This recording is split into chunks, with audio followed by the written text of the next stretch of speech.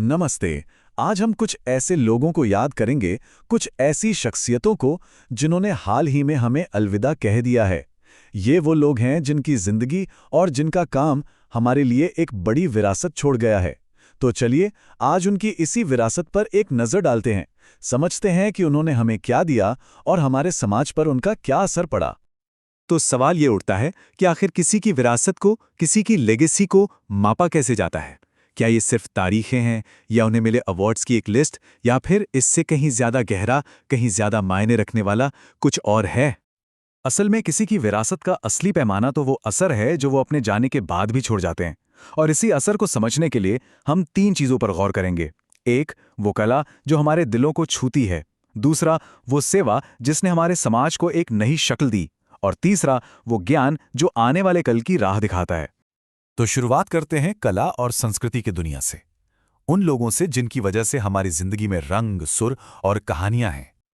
और इस लिस्ट में सबसे पहला नाम आता है धर्मेंद्र जी का, भारतीय सिनेमा के असली ही मैन। भाई, शोले के वीरू को कौन भुला सकता है ना? उनका वो करिश्मा, वो दमदार अंदाज दशकों तक लोगों के दिलों पर छाए रहे।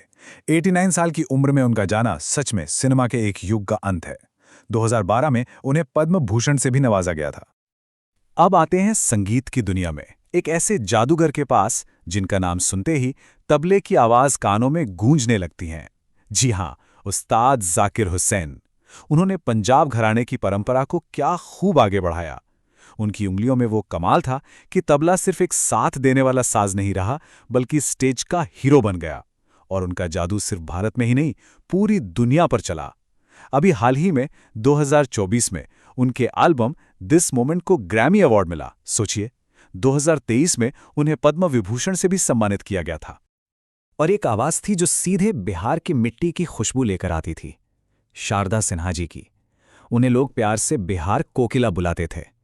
उनके गाए लोकगीतों में वो मिठास है, वो अपनेपन का एहसास है कि आज भी घर में कोई पूजा हो या त्योहार, उनके गीत जरूर गूंजते हैं। एक पीढ़ी से दूसरी पीढ़ी तक उनकी कला का ये सफर वाकई कमाल का है। 2018 में उन्हें भी पद्म भूषण से सम्मानित किया गया था। देखिए, ये लिस्ट तो बहुत लंबी है, हम सबका जिक्र तो नहीं कर सकते, पर कुछ और नाम हैं जिन्हें याद करना जरूरी है।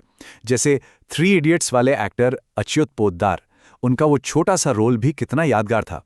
या फिर मलयालम फिल्म मेकर शाजी एन करुण, जिनकी फिल्में सोचने पर मजबूर कर देती हैं। और कश्मीरी संगीत को जिंदा रखने वाले उस्ताद गुलाम नबी शाह। इन सबने अपने अपने फील्ड में एक गहरी छाप छोड़ी है। और हाँ, कला की बात हो और डांस का जिक्र न हो, ऐसा तो हो ही नहीं सकता। हमने भरतनाट्यम की एक बहुत बड़ी डांसर शारदा हॉफमैन को खोया है। साथ ही मध्य प्रदेश के पारंपरिक राई लोक नृत्य को पहचान दिलाने वाले राम सहाय पांडे भी अब हमारे बीच नहीं रहे। ये दोनों ही कलाकार हमारी उस कमाल की सांस्कृतिक धरोहर का हिस्सा थे जो भारत के अलग अलग क्लासिकल और फोक डांस फॉर्म्स में जिंदा हैं। तो ये तो थी कला की दुनिया। अब रुख करते हैं उन लोगों की तरफ जिन्होंने अपनी पूरी जिंदगी देश सेवा में लगा दी। और इस कड़ी में एक नाम आता है जिसने भारत की आर्थिक तकदीर को एक नई दिशा दी, डॉक्टर मनमोहन सिंह। जरा उनका सफर देखिए। रिजर्व बैंक के गवर्नर, फिर वित्त मंत्री के तौर पर 1991 के ऐतिहासिक आर्थिक सुधारों के पीछे का दिमाग, और फिर देश के 13वें प्रधानमंत्री। उनका वो शांत लेकिन मजबूत नेतृत्व हमेशा याद किया जाएगा। जब वो प्रधानमंत्री थे तो कई ऐसे बड़े फैसले लिए गए जिनका सीधा असर हम सब पर पड़ा। जैसे कि सूचना का अधिकार यानी आरटीआई, जिससे सरकारी कामकाज में पारदर्शिता आई। एमजीएनआरईजीए, जिसने गांव के गरीबों को काम की गारंटी दी। और अमेरिका के साथ हुई न्यूक्लियर डील, जिसने दुनिया में भारत का कद और भी ऊंचा कर दिया। और जाहिर है, डॉक्टर सिंह अकेले नहीं थे। देश के कोने कोने में ऐसे कई लीडर्स थे जिन्होंने अपना योगदान दिया। मिसाल के तौर पर मेघालय के पूर्व मुख्यमंत्री डीडी लपांग, जिन्होंने अपने राज्य की तरक्की के लिए बहुत काम किया। या फिर जम्मू कश्मीर के पूर्व राज्यपाल सत्यपाल मलिक, जिन्होंने एक बहुत ही मुश्किल दौर में वहां अपनी सेवाएं दी।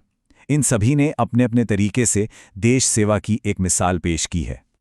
कला और सेवा के बाद अब बारी है ज्ञान और विज्ञान की दुनिया के उन दिग्गजों की, जिन्होंने हमारी समझ के दायरे को और भी बड़ा बना दिया। यहाँ हम विज्ञान के दो अलग अलग छोरों को देख रहे हैं। एक तरफ है परमाणु वैज्ञानिक डॉक्टर एम.आर. श्रीनिवासन। इन्होंने भारत को न्यूक्लियर एनर्जी के क्षेत्र में आत्मनिर्भर बनाने में एक बहुत बड़ा रोल निभाया। और दूसरी तरफ हैं एस्ट्रोफिजिसिस्ट जयंत विष्णु नार्लिकर, जिन्होंने हमें एटम से उठाकर सीधे ब्रह्मांड के रहस्यों की सैर कराई। इसरो के पूर्व चेयरमैन के कस्तूरीरंगन 84 साल की उम्र में उन्होंने दुनिया को अलविदा कहा। उनके नेतृत्व में ही भारत के स्पेस प्रोग्राम ने वो उड़ान भरी जिसकी आज पूरी दुनिया कायल है। PSLV जैसे कामयाब रॉकेट और भारत का दुनिया के टॉप स्पेस पावर वाले देशों में शामिल होना, ये सब उनकी दूरदर्शिता का ही नतीजा था। और ज्ञान तो सिर्फ साइंस तक ही सीमित नहीं है ना? इतिहासकार MGS नारायणन, जिन्होंने हमें हमारे अतीत की नई कहानियां बताईं। ICAR के पूर्व प्रमुख सुबन्ना अय्यप्पन, जिनका काम देश का पेट भरने में मददगार रहा। और मशहूर अर्थशास्त्री मेघनाथ देसाई, जिनकी आर्थिक समझ ने दुनिया को नई राहें दिखाईं। इन सब ने अपने अपने फील्ड में ज्ञान का दायरा बढ़ाया। तो इन सभी लोगों की जिंदगी को देखने के बाद एक बात साफ हो जाती है। अब जरा इन सबकी मिलीजुली विरासत पर सोचते हैं। तो हमने कला की बात की, सेवा की बात की और ज्ञान की भी। ये तीनों अलग अलग चीजें नहीं हैं। असल में ये वो 3 मजबूत खंबे हैं जिन पर कोई भी समाज खड़ा होता है और आगे बढ़ता है। ये एक दूसरे को ताकत देते हैं और जिन भी लोगों को हमने आज याद किया, उन सब ने इन्हीं खंबों को और भी ज्यादा मजबूत बनाया। और आखिर में ये सब हमें एक बहुत ही गहरे सवाल के पास लाके छोड़ देता है। इन सभी महान लोगों ने अपनी एक छाप छोड़ी, एक ऐसी गूंज जो हमेशा हमारे बीच रहेगी।